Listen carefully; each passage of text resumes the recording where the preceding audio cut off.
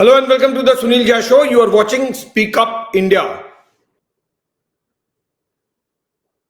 ये पहली बार है जब हम फादर का वर्जन सुन रहे हैं in relation to Disha Salian case कि आखिर 8 जून 2020 को उनको क्या पता चला और उनके पास क्या इंफॉर्मेशन है. Satish Salian talks about 8th June 2020 related to what happened with Disha Salian as far as he is concerned and his information is concerned.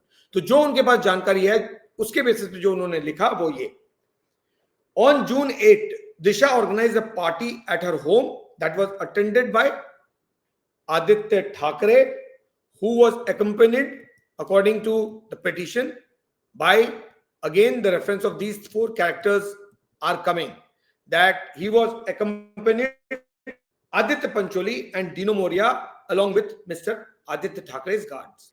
जिन लोगों के बारे में उनके फादर ने लिखा कि कौन से वो लोग थे जो पार्टी में शामिल थे, वो थे आदित्य ठाकरे, उनके सिक्योरिटी गार्ड्स, डीनू मौर्य और आदित्य पंचोली. अब कितना सच कितना झूठ मुझे नहीं मालूम, लेकिन ये पिटीशन में दिशा के फादर ने ये डिटेल दिया.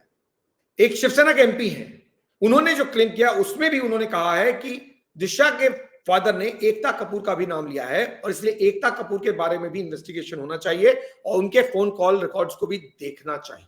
ये शिवसेना के एमपी ने रेफरेंस देते हुए दिशा सालियान के फादर का, सतीश सालियान का क्लेम किया. Then further mister Satish Salian says in the petition, citing eyewitnesses account, जो आई विटनेसेस उनके पास हैं, उन्होंने जो उनको बताया उसके बेसिस पे her father claimed in the petition that Disha was gang raped, forcibly restrained and subjected to brutal sexual assault.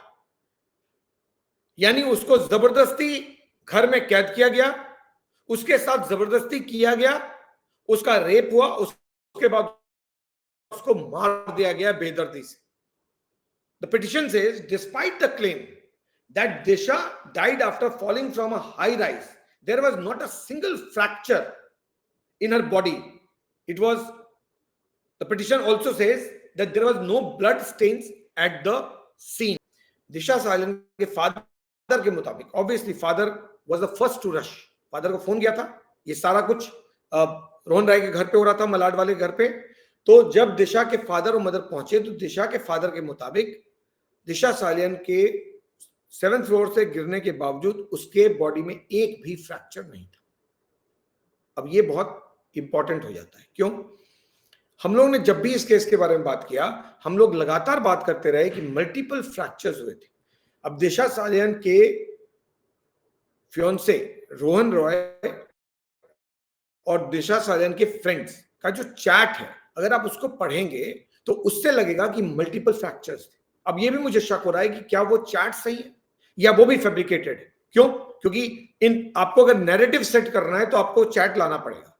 तो एक चैट क्रिएट किया गया और वो सर्कुलेट कर दिया गया और मीडिया को वो चैट मिला, मीडिया ने उसको आप लोगों तक पहुंचाया. वो चैट कहता है कि दिशा सालियान को मल्टीपल इंजरीज हुई थी और पोस्टमार्टम रिपोर्ट ने भी यही कहा था कि मल्टीपल इंजरीज हुई और she died because of head injury and multiple injuries. Father के मुताबिक जब उन्होंने देखा दिशा की एक भी हड्डी टूटी हुई नहीं थी. She did not have a single fracture on her body. अब ये कैसे पॉसिबल है कि 7th फ्लोर या 14th फ्लोर से कोई गिरेगा और एक भी हड्डी नहीं टूटेगी?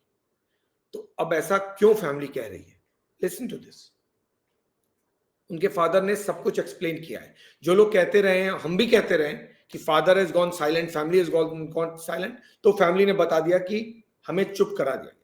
लेकिन अब जब फैमिली बोल रही है तो वो डिटेल में बोल रही है. तो क्या डिटेल दे रहे हैं उसको लेकर वो भी सुनिए. When the body falls from the 13th floor, now reference to 13th floor comes here, is the petition. In his statement, he said 7th floor, but now in the petition they are writing 13th floor. When the body falls from the 13th floor, there has to be injury marks. But my daughter's body did not have any injury marks. ये petition कह रहा है. अब ये झूठ तो बोलेंगे नहीं क्योंकि हाईकोर्ट में है, बॉम्बे हाईकोर्ट में है. 2 अप्रैल को इस पिटीशन को सुनना है और उसी दिन से मिस्टर आदित्य ठाकरे का काउंटडाउन स्टार्ट होता है. Will he be investigated? Will he be arrested? The entire countdown starts on April 2. But for now, the father is making a very serious revelation. Father के मुताबिक दिशा सालियान के बॉडी में एक भी इंजरी नहीं थी जब वो गिरी थी। तो ऐसा कैसे हो सकता है? कैसे हो सकता है वो भी उन्होंने बताया। उनके मुताबिक जो ऑफिशियल ऑटोप्सी रिपोर्ट यानी पोस्टमार्टम रिपोर्ट है जो हम लोगों को दिया गया, हम लोग ने आपको बताया, जिसमें लिखा है she died of head injury and multiple injury, जिसको लेकर मिस्टर नारायण राणे लगातार बोलते रहे कि वो फज्ड है, वो गलत है, वो फेक है, ओरिजिनल पोस्टमार्टम रिपोर्ट बदल दिया गया है। अब ये पोस्टमार्टम रिपोर्ट कहां बना था? Cooper hospital. अब ये बार बार कूपर हॉस्पिटल का रेफरेंस आता है क्योंकि ये पोस्टमार्टम भी कूपर हॉस्पिटल में ही हुआ और कूपर हॉस्पिटल के पोस्टमार्टम को मिस्टर नारायण राणे ने बोला वो नकली है। अब फादर क्या कह रहे हैं वो सुनिए। The petition says the official autopsy report, that is the postmortem report, was altered under political pressure to protect the accused. Disha's body was moved to the location later.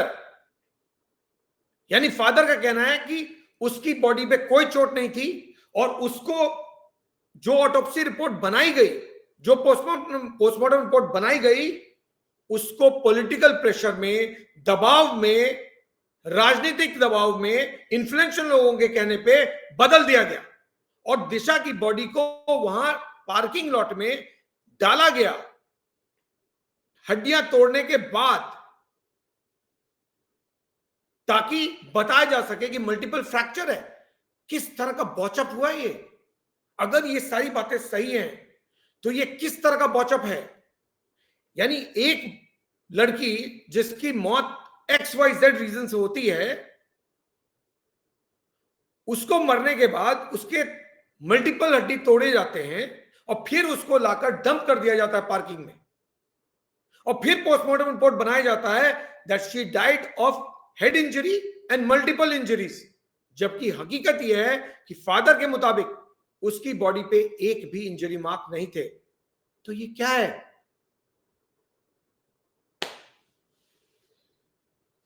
जब भी हम बात करते हैं ना दिशा सालियान केस और सुशांत सिंह राजपूत केस की, परेशान हो जाते हैं, फ्रस्ट्रेट हो जाते हैं, क्योंकि अगर ये सिस्टम है इन्वेस्टिगेशन का, अगर ये सिस्टम है जुडिशियल सिस्टम का या पॉलिटिकल या पुलिस सिस्टम का, तो फिर ये बहुत शेमफुल है। क्यों? इतने साल बाद, आप 21st सेंचुरी में, वर्चुअली 25 इयर्स निकल गया, आप अपना judicial system, police system, investigative system transparent नहीं कर पाए हैं। And you are trying to be a developed country.